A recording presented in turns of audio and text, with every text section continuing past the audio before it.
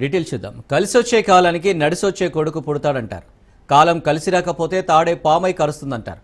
అచ్చం పాకిస్తాన్ పరిస్థితి ఇప్పుడు ఇలాగే ఉంది. ఏం చేసినా ఎలాంటి నిర్ణయం తీసుకున్నా పాకిస్తాన్ పీకలోతు నష్టాల్లో కూరుకుపోతుంది. అటు బలూచ్, ఇటు తాలిబాన్, మరోవైపు కశ్మీర్ అన్ని విధాలుగా మధ్యల దరువు మోగుతున్న తరుణంలో క్రికెట్ కూడా ఆ దేశాన్ని పీకలోతు కష్టాల్లో పడేలా చేసింది. ప్రతిష్టాత్మకంగా నిర్వహించాలని భావించిన ఛాంపియన్స్ ట్రోఫీతో పీసీబీ 869 కోట్ల రూపాయలు నష్టపోయినట్లు రికార్డులు స్పష్టం చేస్తున్నాయి. ఐసీసీ ఛాంపియన్స్ ట్రోఫీ 2025లో తమ పెట్టుబడిపై పీసీబీ 85% నష్టాలను ఎదుర్కొంది. పాకిస్తాన్లో క్రికెట్ వ్యవహారాల పరిస్థితి ఇప్పటికే గందరగోళంలో ఉండగా తాజా నిర్ణయంతో ఇక క్రికెట్ కూడా ఆ దేశానికి భారంగా మారింది. అంతర్జాతీయ క్రికెట్లో సానుకూల ఫలితాలు రాబట్టకపోగా తాజాగా ఆర్థికంగానూ బోర్డు తీవ్రంగా నష్టపోయింది. టోర్నమెంట్లో స్వదేశంలో ఒకే ఒక్క మ్యాచ్ ఆడడంతో అడ్వర్టైజ్మెంట్ల ద్వారా రావాల్సిన ఆదాయం కూడా చేజారిపోయింది.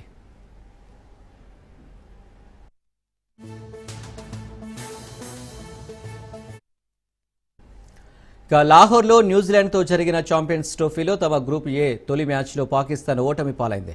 ఆ తర్వాత దుబాయ్కు వెళ్లి భారత్తో తలపడింది. బంగ్లాదేశ్తో జరిగిన వారి మూడో చివరి గ్రూపు మ్యాచ్ ఒక్క బంతి కూడా వేయకుండానే రద్దయింది. న్యూజిలాండ్ భారత్తో జరిగిన ఓటమి కారణంగా పాకిస్తాన్ టోర్నమెంట్ నుండి నిష్క్రమించింది.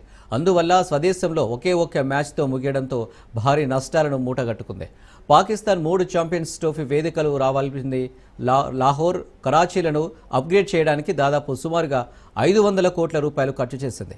అప్గ్రేడేషన్ కోసం ఊహించిన బడ్జెట్ కంటే 50% ఎక్కువ కావడంతో ఇప్పుడు తలలు పట్టుకుంటుంది.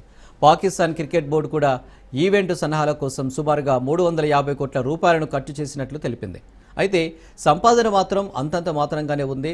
హోస్టింగ్ ఫీజులో భాగంగా పీసీబీకి 52 కోట్లు మాత్రమే వచ్చాయి. టికెట్ అమ్మకాలు, స్పాన్సర్షిప్లు ఆదాయాలు చాలా తక్కువగా ఉన్నాయి. ఐసీసీ ఛాంపియన్స్ ట్రోఫీని నిర్వహించడంతో ఐసీబీకి దాదాపు $85 మిలియన్ అంటే 737 కోట్ల రూపాయల నష్టం వాటిల్లిందని నివేదిక తేల్చింది.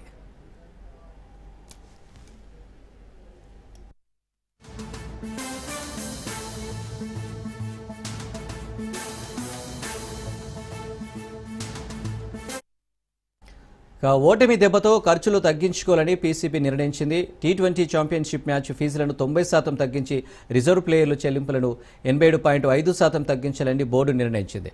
పీసీబీ ఇలాంటి అధికారిక ప్రకటన విడుదల చేయకుండానే మ్యాచ్ ఫీజులను 40,000 నుండి 10,000కు తగ్గించిందని పాకిస్తాన్ మీడియా డాన్ న్యూస్ కథనం ప్రసారం చేసింది.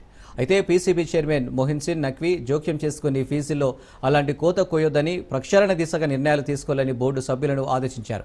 మరోవైపు ఆటగాళ్లకు ఇప్పటివరకు 5 స్టార్ వసతి తొలగించి ఎకానమీ హోటల్లో ఉండాలని నిర్ణయం తీసుకుంది.